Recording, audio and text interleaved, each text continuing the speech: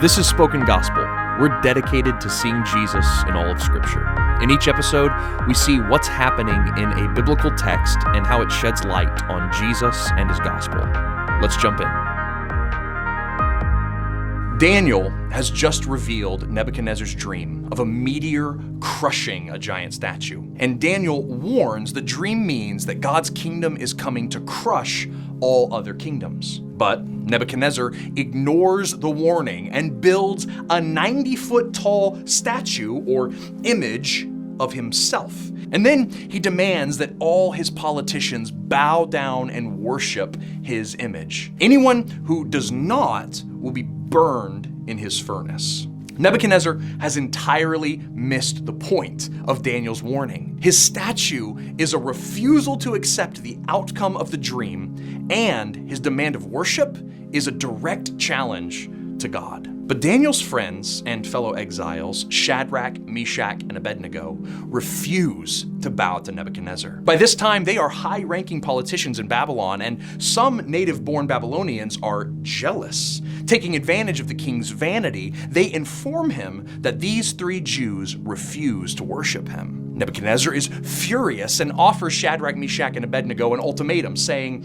"If you do not worship it, you will be thrown immediately into a blazing furnace. Then what God will be able to rescue you from my hand?" Confident in God's power to save, though, they announce that they would rather trust him and die than bow to Nebuchadnezzar and live. In a rage, Nebuchadnezzar overheats his furnace and throws them into it. But someone, like a son of the gods, walks with them in the fire and protects them. In the fire, there is an image of God doing battle with Nebuchadnezzar.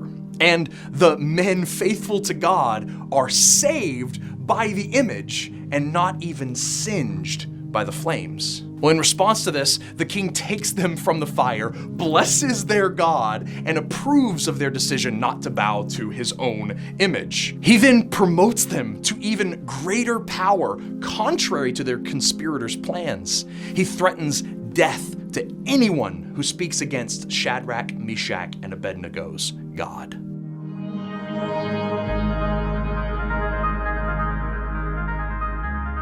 Daniel 3 is a battle between two images, the image of Nebuchadnezzar and the image of God. 10 different times, Nebuchadnezzar's statue is called an image. Back then, kings marked their territory with images. As empires grew, kings placed images of themselves in conquered towns and at the edge of contested borders. So every time you saw the image, you knew who controlled the land. Nebuchadnezzar's golden image was the largest ever built. It was supposed to be the last word on who ruled the world. But the image of a son of God in the middle of Nebuchadnezzar's flame and rage proves there is an image more powerful than Nebuchadnezzar's statue. King Nebuchadnezzar doesn't control who lives and who dies.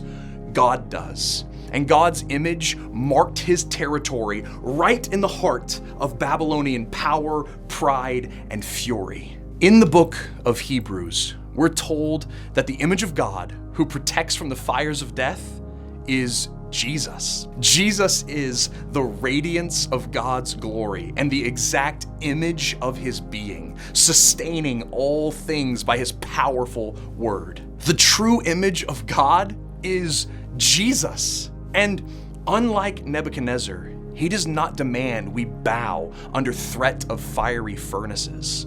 Instead, he enters the fiery furnace himself to rescue all who trust him.